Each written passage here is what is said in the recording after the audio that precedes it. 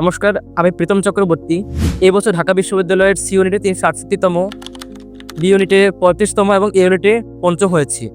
আমি সৃষ্টিকর্তার নিকট অবশ্যই শুরুতেই কৃতজ্ঞতা জানাই এবং শ্রদ্ধেয় শিক্ষকগণের নিকট। আমি নটরডেমের ছিলাম। নটরডেম কলেজে এখন বর্তমানে এই ক্যাম্পাসে আমি আছি। আসলে এই ক্যাম্পাস থেকে আমি তোমাদেরকে ভর্তির বিষয়ে বড় বা অনুজ হিসেবে কিছু উপদেশ দিতে চাই।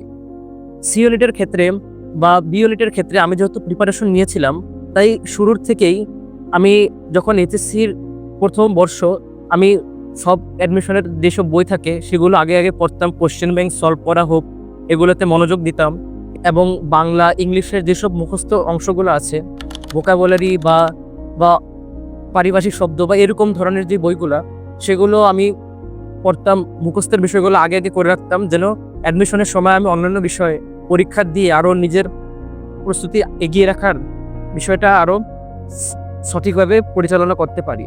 তাই এ বি সি 3টা ইউনিটেই আমি বলবো যে তোমাদের ভালো করতে হলে শুরুর থেকেই প্রস্তুতি নিতে হবে, তাহলে তোমরা এগিয়ে যাবে। আর সেই প্রস্তুতির জন্য তোমরা শুরু থেকেই প্যারাগন বা অন্য রিনাউন্ড কোনো কোচিং সেন্টারে ভর্তি হলে একটা সঠিক দিক নির্দেশনা পাবা। আমি প্যারাগনে ছিলাম, এখানে যথেষ্ট আমি সহায়তা পেয়েছি। এর ফলে আমার আজকে ফলাফল এসেছে। তোমাদের সকলের সফলতা কামনা করি। সফল হও, জীবনে এগিয়ে যাও।